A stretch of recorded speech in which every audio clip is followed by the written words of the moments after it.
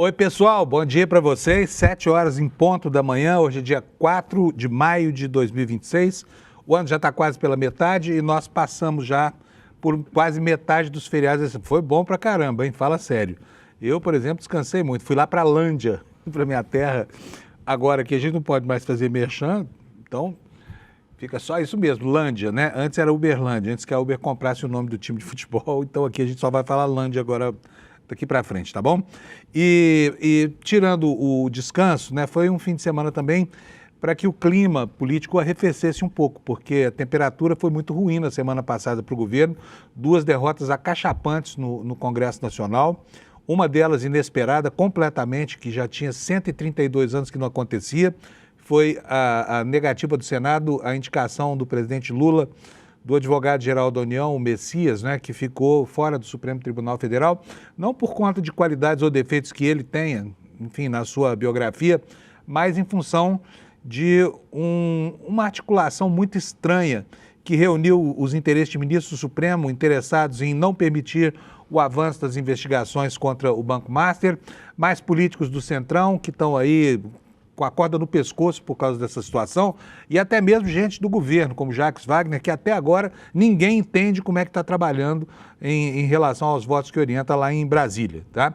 E agora, essa semana vai ser uma semana de arrumar a casa, né? Uma semana de repor a coisa no lugar, até porque o governo Lula tem ainda mais 5 meses pela frente e precisa enfrentar essa nova realidade no Congresso Nacional, que é de uma hostilidade franca e aberta, com a oposição declarada dos presidentes da Câmara e do Senado, que articularam a confusão toda que aconteceu na semana passada. E esse momento agora é um momento muito delicado, justamente porque agora é o momento de começar a engrenar as campanhas para, a partir de julho, começar a disputa eleitoral propriamente dita, né? E o governo, a oposição conseguiu, enfim, carimbar o governo aí como um governo que não tem força para enfrentar o parlamento e vamos esperar agora a resposta, né? Diz o Maquiavel, que é ainda o grande aconselhador dos políticos no mundo contemporâneo, embora seja um autor seiscentista, que é preciso haver punição, tá? É preciso haver uma punição eficiente para que isso seja tomado como exemplo. Mas o espírito do presidente da República é um espírito conciliador e fica sempre a pergunta assim, mas será que dessa vez o Lula vai tirar um naco de poder das pessoas que estão ali na esplanada dos ministérios, fustigando o governo, né? É a resposta que tem que ser dada essa semana, e se nada for feito, olha, nós estamos no pior dos mundos, né? Por quê? Porque o poder não aceita desaforo.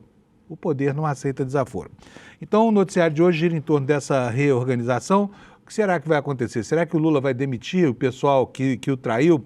Também tem um outro fator nessa história toda, porque a votação no Messias é uma votação secreta.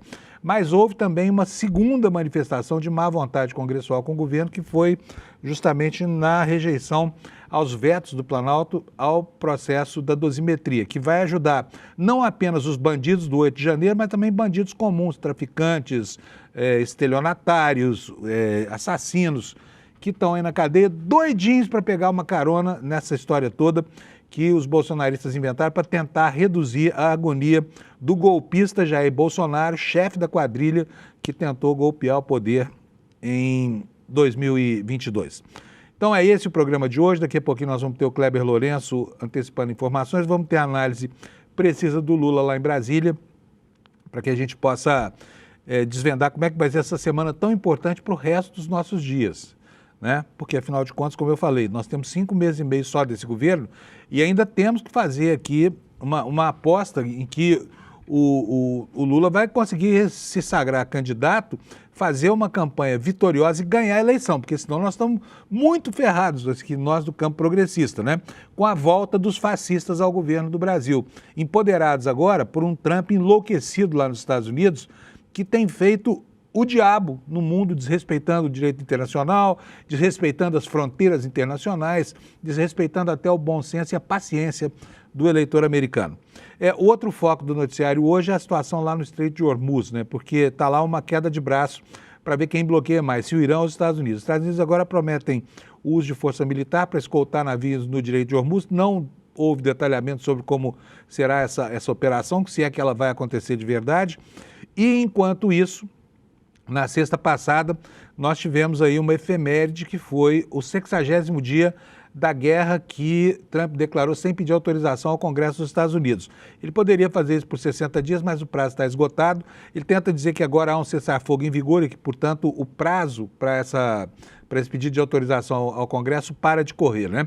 E a situação dele lá nos Estados Unidos é muito ruim. 62% dos americanos acham que o presidente meteu os pés pelas mãos. Aliás, assunto que está, inclusive, na capa dos grandes jornais americanos hoje aqui, que falam da recusa da opinião pública dos Estados Unidos a aceitar essa campanha insidiosa feita por esse ensandecido líder político chamado Donald Trump, tá bom? Bom, antes da gente falar disso tudo, vou falar um pouquinho sobre futebol.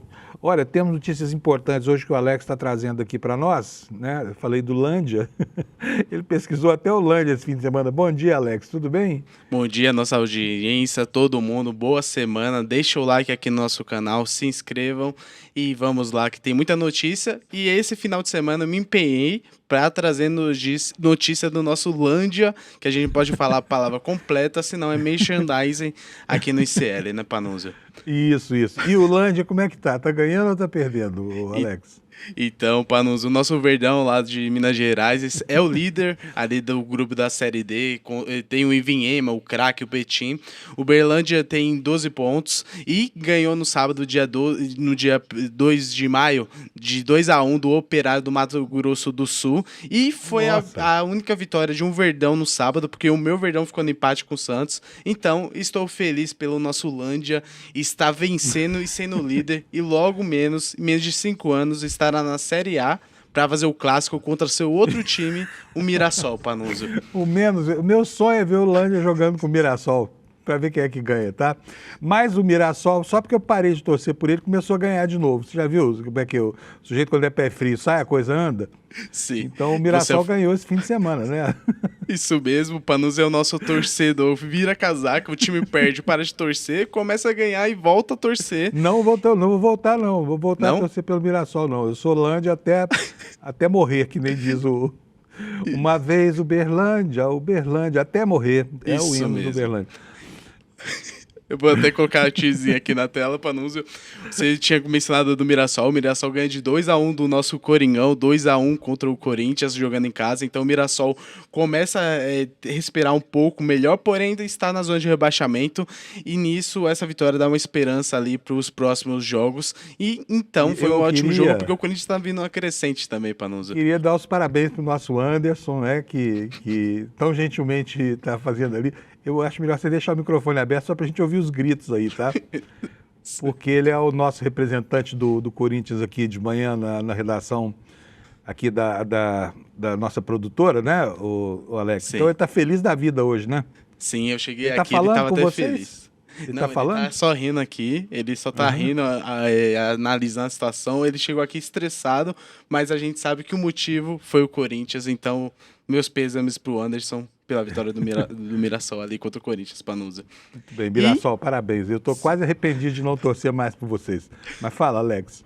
E seguindo ali, Panunzio, os jogos da 14ª rodada, começou com a vitória do Remo contra o Botafogo. O meu Verdão começou perdendo pro Santos, com um gol do Reiser, que é um argentino que joga pelo Santos, e o Flaco Lopes conseguiu um empate ali pelo Palmeiras.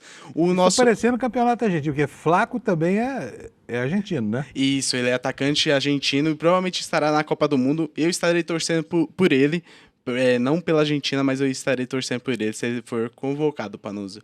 Também tivemos os jogos entre o Vitória, ganhando de 4-1 do Curitiba, Grêmio empatando contra o Atlético Paranaense, Cruzeiro no Clássico Mineiro, perdeu para o Atlético Mineiro, e ontem o Flamengo ficou no empate 2-2 contra o Vasco. O São Paulo até estava indo bem, fez 2 gols, porém o Bahia do André Uzeda conseguiu um empate e ficou nesse empate, e o São Paulo está bem, está ali em quarto colocado, se eu não me engano.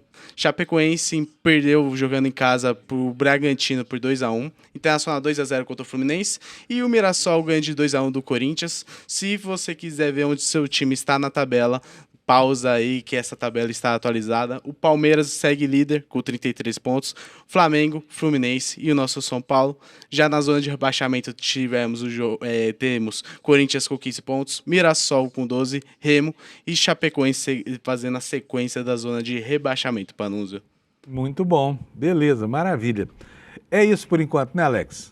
Isso mesmo, e você tinha mandado uma notícia, só para ser rápido, depois do empate ali do clássico entre Palmeiras e Santos, o Neymar ontem no treino deu uma chegada muito forte no Robinho Júnior, que é o filho do Robinho, e eles se desentenderam, meio que saíram ali, aumentou o atrito entre os jogadores, porém, o que passam informações, alguns jornalistas estão informando, os dois têm uma proximidade, o Neymar mandou uma mensagem para a família, para o atleta se desculpando, então o Neymar agora ele tá virando caso de polícia ao invés de futebol, Panunzio. Vamos nessa. O que foi que aconteceu? Nós sabemos? Que motivou essa discussão, não? Então, aqui eu vou ler a matéria que está no UOL, que tem uma partezinha que fala assim: a situação ocorreu durante uma disputa de bola mais ríspida durante o treino. Neymar entrou com mais força e o que gerou reclamação imediata de Robinho Júnior e deu início a uma discussão entre os dois ainda no gramado ali durante o treino, porque durante o treino eles não entram muito forte por conta de algumas lesões e meio que o Neymar entrou e os dois começaram a sair no atrito ali, mas segundo informações de alguns jornalistas, o Neymar já pediu desculpas para a família, para o atleta, e vamos ver o que vai ser o desenrolar dessa situação precária, Panunzio. Uma atitude rara do Neymar, pedir desculpa, é uma coisa até bonita de ver. Estou quase emocionado aqui, viu, ô Alex? Eu também, Panunzio. Tá bom, beleza. Minha mãe esse fim de semana falou comigo lá em Lândia, perguntou Certo. o seguinte, por que vocês falam mal tanto do Neymar lá? Eu falei, nós falamos mal do Neymar? A gente só Nós fala falamos bem. mal do Neymar? Não. Não, né? Então tá bom, então vamos continuar falando a mesma coisa de sempre. Bora. Beleza, Alex, um abração para você, obrigado, Vamos nessa, viu? meu lindo. Vamos nessa. Pessoal, vou mostrar para vocês aqui os destaques do nosso iclnoticias.com.br, o site da internet que traz o panorama do dia de hoje, para você, acostume-se cedinho aí, abre seu celular, bota lá, iclnoticias.com.br, e aqui nós temos a sequência da série espetacular de matérias da Juliana Dalpiva e da equipe dela, denunciando aí, né, as articulações que aconteceram lá no fim dos anos 60, começo dos anos 70, que deram no aparelho de tortura da ditadura militar, né? E a matéria que está hoje em exposição aqui no nosso site é essa cuja manchete você está vendo aí, o general Léo Etchegóin, que ele é pai do Sérgio Etchegóin, que foi ministro do Temer, foi um dos que vigiaram Lula durante a ditadura militar. É brincadeira isso? Olha só, o relatório, diz aqui o intertítulo da nossa matéria, e se der tempo eu vou detalhar um pouquinho mais disso aqui para você, tá bom? Mas o relatório cita outros adversários considerados importantes, como Dom Paulo Evaristo Arnes, tá? E o educador Paulo Freire. Essa família Etchegóin tem 4 gerações de tradição do lado errado da história, né? Bom, o Brasil tem uma posição divergente da maioria dos países do chamado mundo civilizado, do primeiro mundo, com relação às vacinas, né? E o governo brasileiro está sendo criticado por esses países grandes por causa da política nacional aqui, na negociação global sobre vacinas, que está entrando na sua fase terminativa. Esse é o assunto da nossa segunda manchete. Aqui, entre os outros destaques, olha só, o estrago que as IAs estão fazendo nas campanhas eleitorais em 2026. E aqui, antes de detalhar para vocês o que vem nessa reportagem, eu vou chamar a atenção para o fato de que nunca como agora, né, a construção de imagens e clones e avatares nunca foi tão realista e nunca foi tão fácil quanto nos dias de hoje. Qualquer adolescente sabe entrar no site da Eleven Labs e criar um avatar, né, ou clonar uma voz, ou no site da Kling AI para fazer a sincronização labial. Então é uma coisa muito fácil, todo mundo sabe. E se a Justiça Eleitoral não for muito persistente e muito rápida, o que não é a sua tradição, essa eleição vai virar um inferno, tá? Vai virar um inferno. Então nós temos aqui, olha, uma das reportagens falando exatamente sobre isso, né? Sobre violência policial, nós temos todo santo dia aqui, no show da Shakira lá no Rio de Janeiro, o Rick Azevedo estava fazendo lá uma panfletagem contra a escala 6x1, foi agredido por policiais, tá bom? É mole ou quer mais?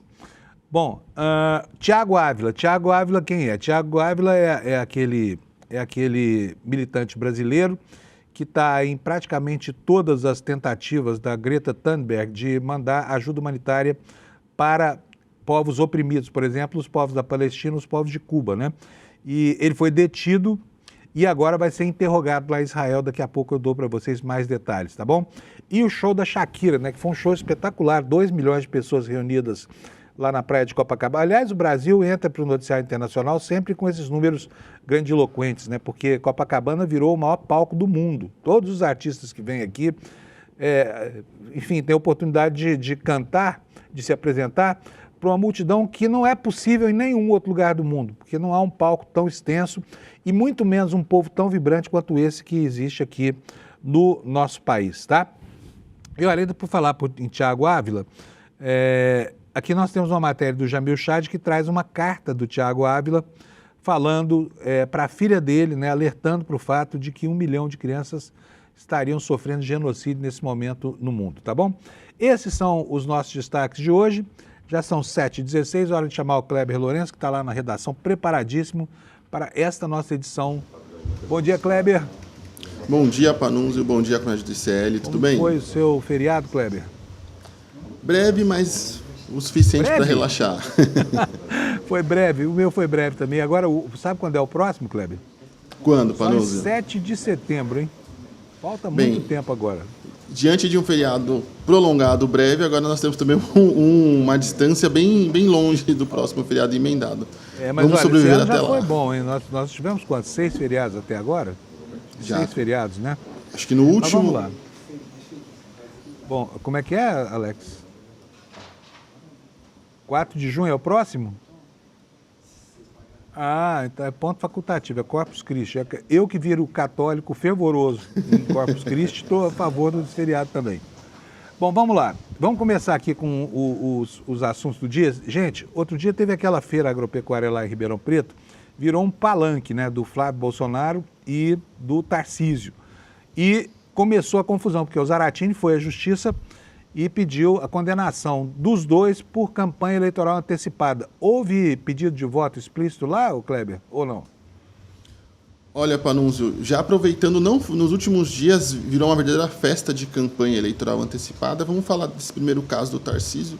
Não houve um pedido explícito, mas na petição do deputado Carlos Zaratini, ele fala ali que, embora não tenha um pedido explícito, ele usou ali todos os artifícios para pedir voto sem necessariamente ter que pedir voto, driblando a legislação eleitoral, falando e deixou marcado alguns trechos na representação que seriam esses gatilhos para pedido de voto, como, por exemplo, em um dos trechos, o Flávio Bolsonaro teria dito: basta gostar de você, que você vai saber qual escolha você tem que fazer.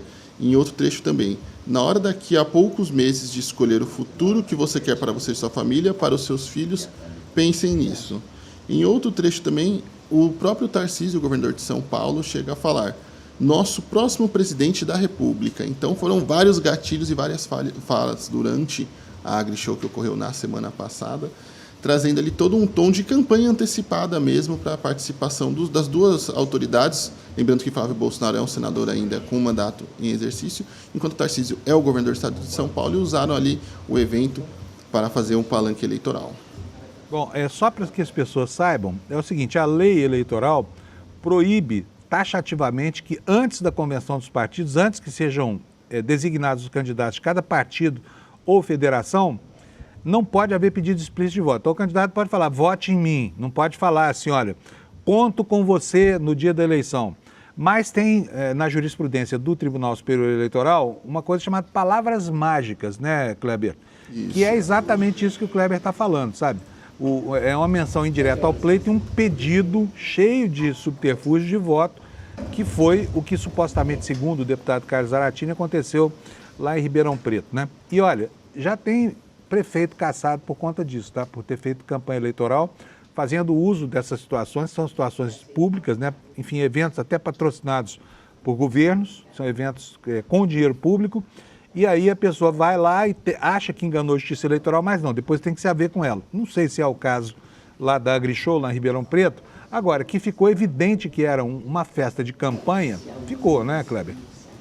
É uma bagunça, o Panunzio. E, além disso, esse termo palavras mágicas, ele vem sendo discutido na Justiça Eleitoral, que inclusive tem ali processos em andamento para a formação de uma jurisprudência, para se esse uso de palavras mágicas vai sim constar automaticamente como uma violação eleitoral, se não, não vai contar. Mas o caso é que esse tipo de artifício já está no radar da Justiça Eleitoral, Agora, nós sabemos que a Justiça Eleitoral também não é nem um pouco ágil, né? Vide o último caso ali do governador do Rio de Janeiro, o Cláudio Castro, que numa eleição totalmente fraudada com a compra de votos, a Justiça Eleitoral só foi concluir o julgamento disso praticamente no final do mandato do Cláudio Castro, quando ele já estava às vésperas de anunciar a sua pré-candidatura ao Senado do Rio de Janeiro. Então, embora o termo seja polêmico, acho extremamente difícil que tenhamos um julgamento, uma conclusão destes casos de forma tão breve. E, obviamente, nesse meio tempo, principalmente a extrema-direita faz a festa com esses buracos na legislação. Um outro caso também nos últimos dias, Panunzio, que mostrou ali o libera geral da extrema-direita em relação à campanha antecipada, é também um culto que teve nesse final de semana na igreja do pastor Silas Malafaia, um conhecido aqui do ICL da nossa audiência, onde contou com a presença não só de Flávio Bolsonaro, mas também de Cláudio Castro, Sóstenes Cavalcante e outros políticos cariocas, e que também teve todo um teor de palanque eleitoral e de pedido de votos ali, de indução dos fiéis da igreja também à pré-candidatura de Flávio Bolsonaro, e que foi alvo também de uma representação da Procuradoria Regional Eleitoral do Ministério Público do Rio de Janeiro, pela Associação Movimento Brasil Laico, que também denuncia campanha eleitoral antecipada. Veja também que nos dois casos, Panunzio, nós temos Flávio Bolsonaro, um com Tarcísio em São Paulo e agora com Silas Malafaia no Rio de Janeiro. E, por enquanto, a Justiça Eleitoral dorme furiosamente, como diriam os queridos do Medo e Delírio em Brasília, em relação a essa bagunça que vem acontecendo. Muito bom. Olha, pessoal, é o seguinte, diz o provérbio que Deus ajuda quem cedo madruga, né? Não sei se o pessoal da Igreja Universal do Reino de Deus acorda cedo ou não, mas Deus não está ajudando muito ao Banco Digimais, que é a instituição financeira deles lá. O Banco Digimais foi comprado pelo Edir Macedo e, mais recentemente, andou fazendo péssimos negócios aí com o Master, né? Aceitou papéis da Reag, enfim, tomou um prejuízo de uns 500 milhões de reais. Para quem ganha dinheiro na sacolinha não deve ser muito, mas o banco está padecendo já há algum tempo, né? E aí chega, se Deus não ajuda, quem é que vem dar o socorro para os desamparados da Igreja Universal do Reino de Deus?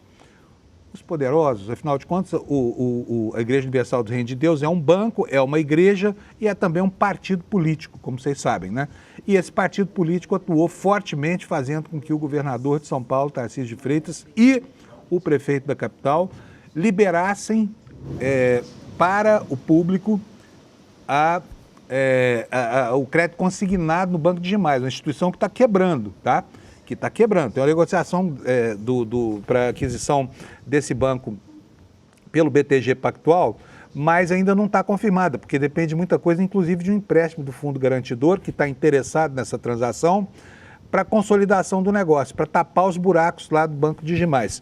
O que está acontecendo em relação a essa salvaguarda política, vamos dizer, Kleber? O que foi que o prefeito e o governador fizeram de ação de graça para o banco do Edir Macedo? Olha, Panunzio, diante de um banco coberto de problemas, dificuldades, inclusive reclamações em portais ali que registram reclamações de usuários, tem mais de 20 mil reclamações. Eu listei alguns casos numa matéria que eu trouxe lá no site do iclnoticias.com.br, e entre os casos tem, por exemplo, os famigerados descontos indevidos de empréstimos consignados e todo tipo de bagunça nesse banco. E tanto o governo municipal de São Paulo, ali, com o Ricardo Nunes, quanto o governo estadual de Tarcísio de Freitas, eles homologaram o banco para que ele pudesse prestar empréstimos consignados aos servidores municipais e estaduais, principalmente da Polícia Militar.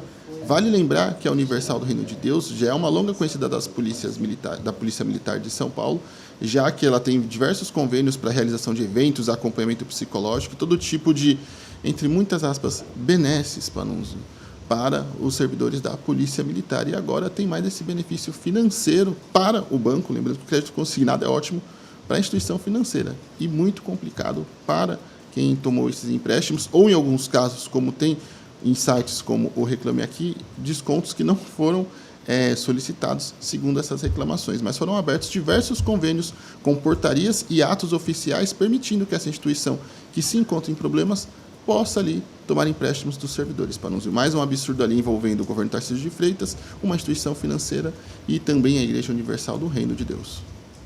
Muito bom, quer dizer, a coisa, Deus ajuda quem cedo madruga, mas não ajuda dono de banco, ainda que seja líder religioso. A gente está vendo aí, parece que Deus desamparou desde o Vorcaro, tanta gente já vem caindo nessa esteira aí, né? Então vamos aguardar o que é, se o BTG vai conseguir comprar esse banco ou se não vai, se o fundo garantidor, que já está tão depauperado pelas aprontações desse vigarista chamado Daniel Vorcaro, se vai aportar dinheiro para esse banco Digimais ser absorvido. Aliás, o Fundo Garantidor de Crédito está interessado nessa operação. Por quê, hein, Kleber? Olha, Panúncio, porque ele está extremamente preocupado que se o BTG não avançar com o processo de compra do Digimais, seria mais um banco com uma carteira considerável de clientes quebrando e criando mais um rombo para o Fundo Garantidor de Crédito, que nos últimos meses já teve que fazer vários resgates ali aos depositários de diversos bancos, todos eles, em sua imensa maioria, ligados ao Banco Master. Então, seria mais um banco para causar um desfalque financeiro no Fundo Garantidor de Crédito. Ou seja, seria mais dinheiro dos bancões e também da sociedade brasileira, que financia, que por terem contas nos bancos acabam ali também, através do pagamento de juros, financiando esse fundo, teriam ali que cobrir mais um rombo de uma instituição privada. Bom, agora para esse próximo assunto, eu vou pedir aqui para o Alex colocar para a gente. Coloca a minha página, por favor, no ar, Alex, só para eu mostrar aqui. Vocês estão vendo isso aí, gente? Veto derrubado, menos tempo de prisão para crimes contra o Estado Democrático de Direito. Sabe quem foi que publicou isso aí? Isso aí, na verdade, o Kleber já vai explicar para a gente, mas isso aí é uma comemoração feita num site de um portal público, né, da derrubada do veto que vai beneficiar os quadrilheiros do 8 de janeiro, Bolsonaro e os outros malfeitores que estão presos hoje pagando a pena pelos crimes que cometeram, né, que culminaram com aquela coisa horrorosa que a gente viu no dia 8 de janeiro. Onde é que estava essa publicação aí, Kleber? Essa foi uma publicação oficial da página no Senado, nas redes sociais, Instagram, Twitter e afins. E era basicamente uma celebração à redução de penas como espionagem e sabotagem. Para mim foi inacreditável ver ali, inclusive, o destaque que deram para essas informações, a forma ali toda eufórica da publicação, chamando para esse tipo de absurdo, né? Que algumas pessoas insistem em falar que a queda do veto do PL da dosimetria foi uma derrota do governo Lula. Na verdade, foi uma derrota de toda a sociedade brasileira, inclusive da nossa democracia, mas que mereceu a comemoração do Senado. E, além disso, após eu ter feito essa matéria denunciando a publicação e a celebração deste absurdo, o Senado tirou a publicação de suas redes sociais e me enviou uma nota também sobre o ocorrido. Eu vou ler a nota rapidinho também aqui. Deixa eu só... São dois assuntos, viu, gente? Só esclarecendo aqui. Um é essa publicação comemorando a aprovação da dosimetria, e a outra é essa que diz respeito à espionagem que o Kleber está contando para a gente. Vai lá, Kleber. Isso mesmo. E na nota deles, o Senado ele reafirma que não... A assessoria do Senado reafirma que, na verdade, não tinha intenção de fazer ali elogios ou celebrar esse absurdo, o post absurdo, e ali até um tanto quanto delinquente, mas de sim explicar e elencar ali o projeto de lei aprovado. Na nota, eles falam desse jeito, Panúncio. O Senado Federal informa que o objetivo de suas redes sociais é traduzir a atividade legislativa em linguagem simples aos cidadãos e nunca fazer juízo de valor sobre as propostas votadas. Eu queria, se puder descer um pouquinho a página para a gente voltar para a publicação, Panúncio. O Alex podia colocar a tela do Panúncio para a gente ver. Peraí que eu vou colocar na matéria certa, porque eu estou na matéria errada aqui. Eu estou vendo aqui a questão da sabotagem. Mas é o mesmo tema, mas porque essa publicação pode descer um pouquinho, Panúncio. Pode descer, pode descer. Avisa aí quando você quiser que eu pare. Isso, tá? No post. Nesse trecho que eles falam que buscam ali elucidar e explicar as propostas, traz um parágrafo extremamente absurdo. Réus, por mais de um desses crimes, terão penas calculadas de forma mais leve. Espionagem e sabotagem ganham progressão mais rápida. Mais uma vez, é o Senado Federal celebrando a redução de penas para crimes graves, gravíssimos. Principalmente num contexto, e inclusive a gente trouxemos isso aqui várias vezes aqui no ICL Notícias, principalmente no Desperta. Várias vezes conversei com agentes da BIM, nós trouxemos relatórios, informações. Há um risco real de interferência externa nas eleições brasileiras. E isso inclui, inclusive, processos de sabotagem e espionagem também, e que já foram falados por agentes da própria BIM, com quem eu conversei sobre esses riscos reais. E aí nós temos agora o Senado diminuindo as penas para esses crimes, justo nesse contexto eleitoral, muito delicado e arriscado que serão as eleições de 2026. Então, é mais um absurdo e por isso que eu falo. A derrubada do veto da dosimetria não é uma derrota do governo Lula, é uma derrota da sociedade brasileira como um todo. Pois é. E a sociedade brasileira saiu muito derrotada semana passada nesses dois assuntos que, infelizmente, representaram uma derrota para o governo. Vamos ver agora, hein, Kleber, o que vem aí na escala 6x1. Né? Não, e é um completo absurdo, porque, bem você falou da escala 6x1, mas veja, o Congresso se mobilizou todo, não foi para a escala 6x1, não foi para nenhum tema de interesse da sociedade. Foi para aprovar redução de pena para bandido, para vagabundo e para criminoso. Falou e disse, Kleber Lourenço. Palavras certas, pronunciadas do jeito certo. Para hoje é isso, né, Kleber? Por enquanto é isso. Então tá bom. Qualquer coisa você chama, a gente bota você no ar de novo aqui. Um abraço, Kleber. Obrigado. Abraço. Viu? Tchau, tchau. E, gente, olha, são 7h31. Eu vou correndo aqui para Brasília, porque o tema do nosso programa hoje é a reorganização da casa. Depois do que aconteceu semana passada, foi uma hecatombe nuclear no governo. Foram 2 derrotas acachapantes, muito importantes, né? A oposição e a extrema-direita. A oposição, não precisa nem colocar aqui, porque é muito difícil distinguir direita e extrema-direita no Brasil. Então fica aí. A direita em geral, né, que tende a ser uma direita extremada, ela impôs essas derrotas ao governo e está dizendo que o governo Lula acabou, né, quando restam 5 meses aí pela frente. Então agora é hora de reorganizar a festa toda. E eu sempre relembro Maquiavel aqui, porque o Maquiavel é o grande conselheiro de todos os políticos até hoje, né? Há 500, 600 anos, Maquiavel vem aconselhando os príncipes ou candidatos a príncipes aí sobre como é que agem no pragmatismo do poder. E um dos principais enunciados do Maquiavel diz respeito à falta de qualidade dos exércitos mercenários. Ele é totalmente contra o uso de tropas mercenárias para conquista e para manutenção de territórios que ele considera impossíveis, simplesmente porque os soldados mercenários não trabalham por uma causa, trabalham por um soldo, trabalham pelo dinheiro. E aí, quando acaba a relação com o dinheiro, eles não têm nada que os vincule às causas que são contratados para defender. Deixa eu chamar o Lula aqui para saber o que vai acontecer. Oi, Lula, bom dia, meu caro companheiro Lula. Bom dia, Fábio, bom dia quem nos assiste, quem nos ouve. Tudo bem, Lula? A gente ficou prejudicado aqui com o feriado da sexta, a gente pouco falou da coluna da Liberta, daqui a pouquinho a gente vai falar bastante sobre ela. Mas, Lula, vamos começar falando sobre essas derrotas da semana passada. Foi um Deus nos acuda, né? E agora, como é que o governo vai reagir? Será que nós vamos ver a caneta do Lula funcionando pragmaticamente ou não?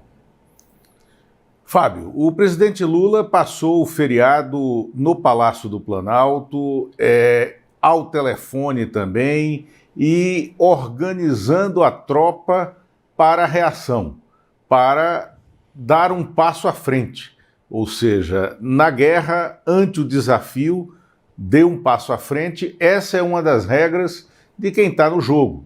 E poucos sabem jogar tão bem o jogo político quanto o presidente Lula, que está tentando o seu 4º mandato pela via direta esse ano em outubro. Primeira coisa que foi feita, separar Câmara de Senado.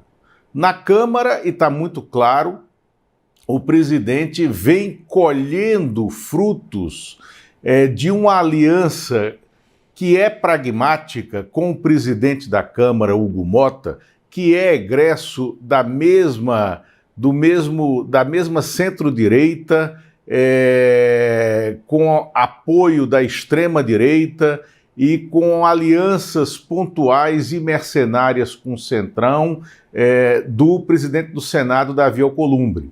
Porém, o presidente da Câmara tem como pré-candidato ao Senado pela Paraíba o pai dele, e cabala, né, a aliança, né, do PT com o pai dele. E para isso está entregando os pontos necessários na negociação política, como, por exemplo, a escala 6x1, a votação do fim da escala 6x1 na Câmara dos Deputados, e esta semana, para contar prazo regimental, a Câmara terá sessões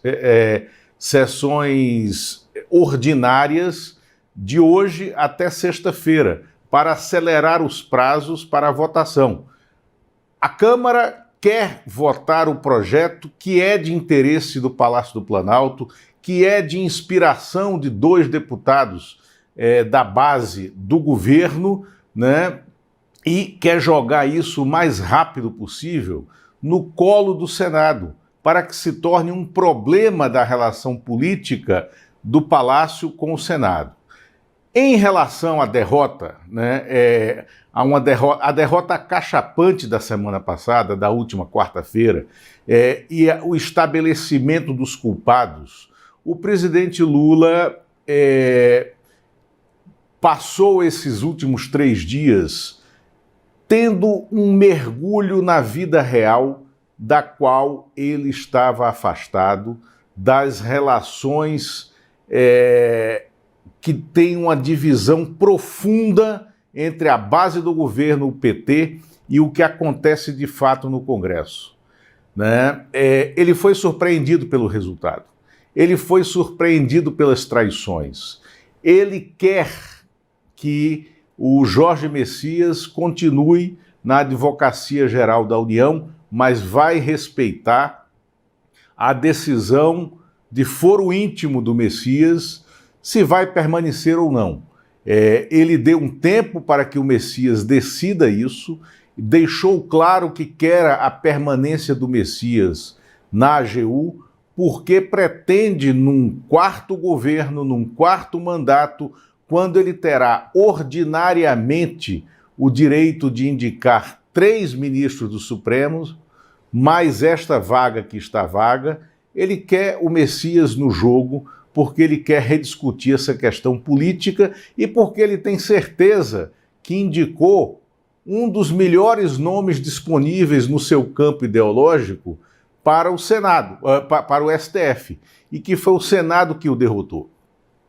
Agora, ele está medindo o discurso da reação política.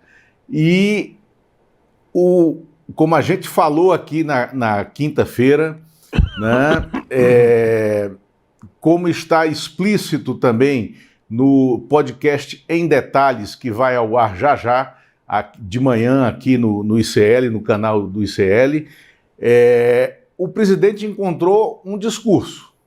O presidente e o PT encontraram um discurso para cair na campanha, mostrando que o rol de problemas da sociedade brasileira está nessa camarilha política de direita, de extrema-direita, que está enclausurada no parlamento, na Câmara e no Senado, e que tem hoje uma aliança pontual com o mercado financeiro, com o crime organizado, com as bets, né, com as bets que endividam a família brasileira, que endividam a sociedade brasileira, que destroem a capacidade de poupança, que destroem a previsibilidade, né, de recursos para a aposentadoria dos brasileiros, que endividam os jovens, né, os eleitores de 16, 24, que nunca, em nenhum momento da história econômica brasileira, estão acumulando dívidas como estão agora, né, em razão do endividamento das bets também, né, em razão da desconfiguração e da desqualificação que se fez do valor da carteira de trabalho para a obtenção do primeiro emprego, para o acesso à carreira. Quem construiu isso foi o ideólogo, né, do programa de governo do candidato Flávio Bolsonaro, adversário do presidente Lula, sócio, né, dessa derrota imposta, né, pelo Senado ao governo federal, porque nós vimos, todos testemunharam aquela foto do abraço compungido do Davi Alcolumbre no Flávio Bolsonaro, no momento seguinte à rejeição do Jorge Messias no Senado. Então, o governo preparou, nesses últimos 3 dias, o contra-ataque, né, para mostrar que as mazelas da sociedade brasileira estão nessa aliança do lado apodrecido do Congresso com o crime organizado, com as bets, com o mercado financeiro, que isso que leva o país para o atraso e que a aliança política do governo é o futuro, é o projeto de renovação do país. Então, o Senado deu, na semana passada, ao presidente Lula o seu discurso de campanha, de mostrar que ele é quem está querendo fazer uma guerra profunda contra as mazelas da política brasileira que estão enclausuradas no Congresso Nacional. E aí é organizar o exército de candidatos que vai para as ruas, dando a devida importância à eleição para o Congresso. Essa é a forma de reação que o governo está fazendo, agora, que não prescinde das demissões que começam hoje, tá? Dos indicados, sobretudo de Davi Alcolumbre, para cargos no governo federal, principalmente na Codevasf e no INSS, mas também muita gente na Caixa Econômica Federal, no Banco da Amazônia, né? Pessoas que perderão seus cargos em razão dessa derrota imposta na semana passada. E sobre a apresentação de um novo nome, o presidente não tem certeza ainda. A tendência é que ele espere o processo eleitoral para aí sim indicar um nome para a vaga do ministro Luiz Roberto Barroso e que, mesmo que o Jorge Messias fique na AGU, a tendência é que para esta vaga não seja o Messias. Se ele for indicar o Jorge Messias, ele vai esperar um assentamento mais normal dentro do Senado Federal e vai esperar a sucessão do Davi Alcolumbre, que será candidato à reeleição em fevereiro de 2027 e pelo movimento que ele fez, ele mudou de turma dentro do Senado, ele terá que ser candidato agora da extrema-direita. Então o presidente Lula também está com a ideia muito forte, muito firme na cabeça de que uma vez reeleito, o governo do quarto mandato terá um outro candidato à presidência do Senado que não seja Davi Alcolumbre, porque esse foi colocado no caderno dos inimigos do presidente Lula. Em prol do Rogério Marinho, o Lula pode complicar ainda mais as coisas para o governo, hein? Não? Se bem que mais complicado do que está é difícil, né, Lula? Desculpa, eu não ouvi a tua pergunta toda, Fábio. Não, eu devagar só, mas eu vou mandar porque senão a gente não fala da pauta toda, né? Nós temos que falar da coluna Liberta hoje e também sobre o Desenrola. Não, ainda a vinheta não, vamos falar sobre o Desenrola. Primeiro a gente põe a vinheta depois. O Desenrola, Lula, eu esperava o Desenrola para o dia 1º de maio para aproveitar a efeméride, mas não veio. Quer dizer, o detalhamento desse Desenrola deve vir essa semana. Eu gostaria de saber para você como é que anda a articulação para isso. Não, o Desenrola será lançado hoje formalmente no Palácio do Planalto, numa entrevista dos ministros da área econômica, comandada pelo ministro da Fazenda, o Dário Durigan, né, mas com técnicos também da área econômica, mostrando como serão as negociações. O que é que acontece? Hoje, 117 milhões de CPFs, né, de brasileiros têm algum tipo de dívida em atraso junto com instituições financeiras. Estamos falando de CPF, porque o Desenrola, neste momento, não é para CNPJs, é para pessoas físicas. São 117 milhões de pessoas, né? Ou seja, é metade da população brasileira que tem algum tipo de dívida em atraso com instituições financeiras. O grosso dessas dívidas é com cartões de crédito e, em segundo lugar, são créditos pessoais, podem ser inclusive créditos consignados, que estão em atraso. há um cálculo, né, dos empresários do comércio, né, que foi divulgado na semana passada pela CNC, mostrando que as bets retiraram do mercado de consumo do Brasil 140 bilhões de reais em um ano de atividade regulamentada. Ou seja, as bets corroem todo o sistema. E há um outro dado cruzado aí, que eu falei há pouco. Nunca na história do país, pessoas de 16 a 24 anos que estão entrando no mercado de trabalho, que estão saindo da vida estudantil, que estão no meio de cursos universitários, tiveram tantas dívidas em seus CPFs, o que lhes leva a serem incapazes de começar uma vida profissional porque estão com o CPF sujo. Então, o problema da renegociação de dívidas é um problema político também, mas é um problema de todo o país. E talvez esse seja o maior programa social que o governo possa fazer neste momento. O país lembra que em 2022, nesta época, o que fez o então presidente Jair Bolsonaro, candidato à reeleição? Ele ampliou as possibilidades de endividamento bancário, jogando a bomba relógio no colo dos brasileiros para que ela estourasse no futuro. E ela estourou, né? Foi um ato irresponsável e eleitoreiro.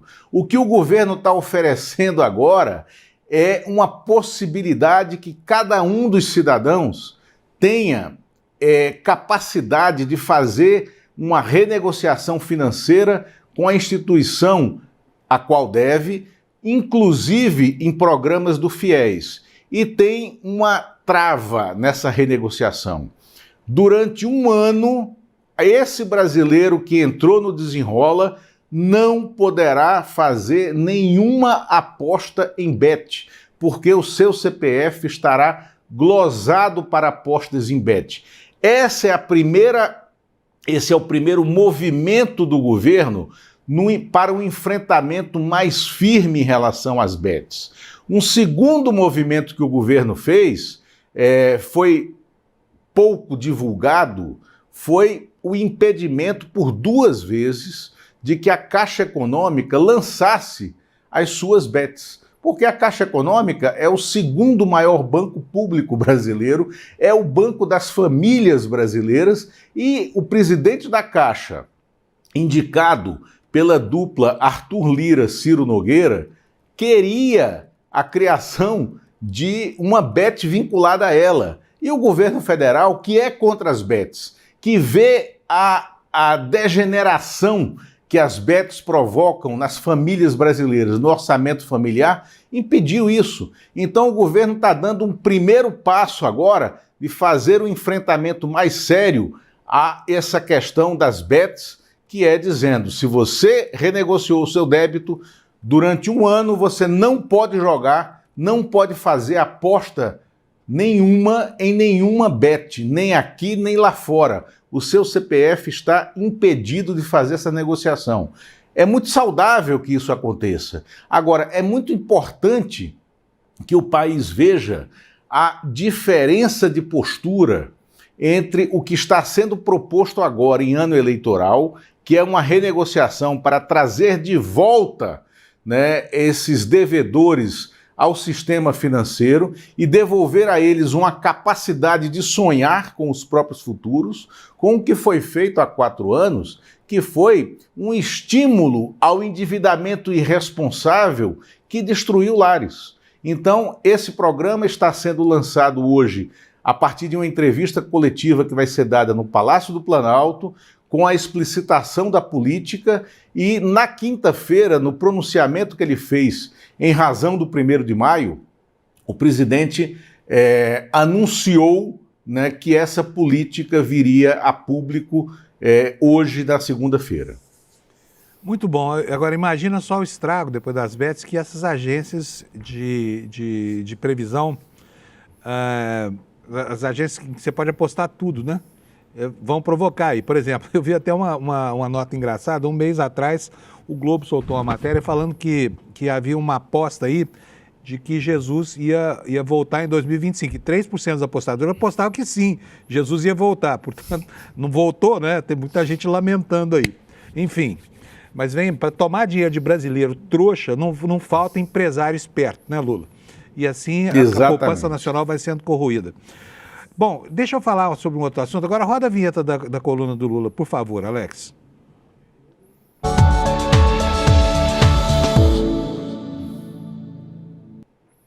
A gente tem todo cuidado, a gente roda essa vinheta, porque esse é um espaço da Revista Liberta, é o filé mignon da nossa Revista Liberta, que vai ser servido para vocês aqui toda segunda e toda sexta-feira. Mas eu quero começar mostrando um diagrama aqui para vocês, do senador Ciro Nogueira Filho, feito por uma plataforma de... Bota a minha tela no ar, por favor, Alex. Uma plataforma de investigação jornalística que está em fase experimental, chamada Projeto Sherlock. Olha só, quando a gente coloca aqui o nome do Ciro Nogueira, esse aqui é o diagrama das empresas dele. São 10 empresas. Só que muitas dessas empresas aqui se desdobram em outras empresas pela associação, principalmente de pessoas da família dele, não é, Lula? E a gente fuçando aqui nos cadastros públicos, nos dados de bancos públicos do senador Ciro Nogueira, a gente encontrou aqui algo que diz respeito... Olha aqui, ó, vou mostrar aqui para vocês no Acha Aeronaves, né? A gente foi lá pesquisar aqui e botamos aqui, olha, Ciro Nogueira Lima Filho. Tá aqui, olha, tem 2 Ciros Nogueiras proprietários de aviões no Brasil. Tá? Um é o Ciro Nogueira Lima Filho, que é a pessoa física do senador Ciro Nogueira. Peraí, deixa eu voltar tudo aqui. E o outro é uma tal Ciro Nogueira Comércio de Motocicletas, que é uma pessoa jurídica Aí o Lula foi lá e pesquisou o que era essa Ciro Nogueira Comércio de Motocicletas e por que ela tem um dos 2 aviões King Air que pertence ao senador Ciro Nogueira. Fala, Lula.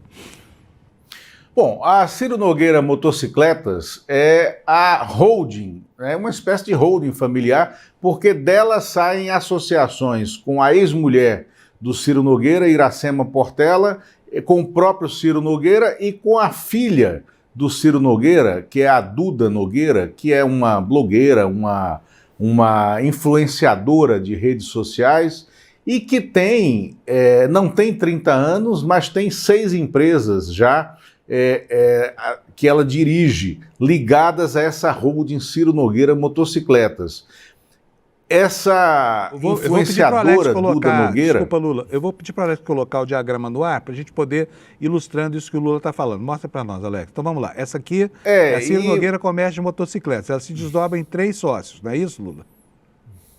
Isso. Né? Iracema, Eliane e Maria Eduarda, que é a Duda, sobre quem você está falando, não é isso? Isso, exatamente. Aí a Duda então, tem 3 outras isso empresas. É objeto de uma das notas da reserva exclusiva que joga luz sobre isso. E aí a Maria Eduarda tem 6 empresas em nome dela, né, que vão se desdobrando, uma na área de agropecuária com o nome do pai, outra na área imobiliária, também com o nome do pai, né, e empresas de marketing digital, que é a área dela. Ela que é casada com um empresário da área de produção, de promoção de jogos por aplicativos, né, que deu a ela esse sobrenome Lazarte. Então, e essa empresa do Ciro Nogueira tem 2 aviões em nome dele também. O Ciro Nogueira, que é o maior pedinte de caronas aéreas de Brasília, como nós assistimos e nós vemos aqui nas apurações, desde a Operação Carbono Oculto, passando pela operação do Banco Master, né? O Ciro Nogueira vive pedindo carona aérea em jatinhos, né, a empresários, mas ele mesmo, e isso não sabíamos, ele tem 2 aviões em nome dele, 2 turbohélices Beechcraft, né? Um do ano de 1987, ano de fabricação, o outro de 1979. Mas não achem que é velho demais, porque, como diz o Fábio Panunzio, que é um entendedor muito grande do setor aéreo, aviões não envelhecem, né? Aviões, uma vez fabricados, eles têm que ter manutenção regular, né? E eles têm condição de voo por décadas, né? Então não é porque foi fabricado em 79 e 87 que eles são muito velhos, não. Eles são aviões em uso. E esse é o perfil do Ciro Nogueira. Essa é uma das notas que nós publicamos na Reserva Exclusiva esta semana e que vale ir lá para conferir, né? E a outra nota da coluna, eu vou correr aqui, Fábio, em razão da hora, né? Se você puder colocar, Alex, o print, né, da primeira nota, que é esse: frentes parlamentares viram super PECs brasileiros. Eu acho que isso é um fio que a gente tem que puxar na nossa apuração política, tá? A extrema-direita descobriu, por causa da frente parlamentar do agronegócio, o filão das frentes parlamentares, que dão a elas a possibilidade de trazerem para dentro dessas frentes parlamentares, como acontece com essa frente parlamentar mista do livre mercado, FPMLM, presidida pela deputada Carol Detone, da extrema-direita, lá de Santa Catarina, candidata ao Senado, mas que tem hoje uma mansão no Lago Sul, na QI 9 do Lago Sul. É uma mansão que ocupa um terreno triplo, onde há estúdios de gravação de áudio, estúdio de gravação de vídeo, auditório, cedia um Instituto do Livre Mercado, o ILM.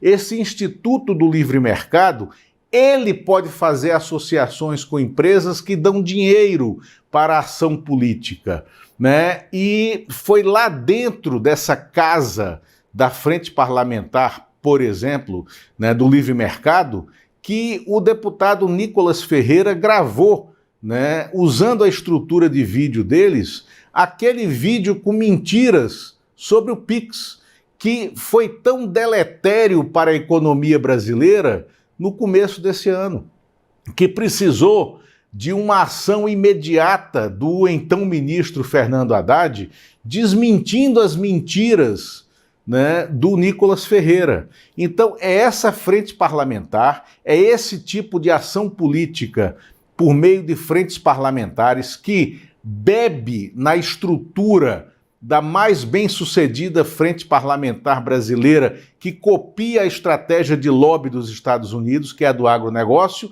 que está em voga hoje em Brasília, e isso precisa ter uma atenção muito grande do eleitor brasileiro, da justiça eleitoral e mesmo da justiça comum.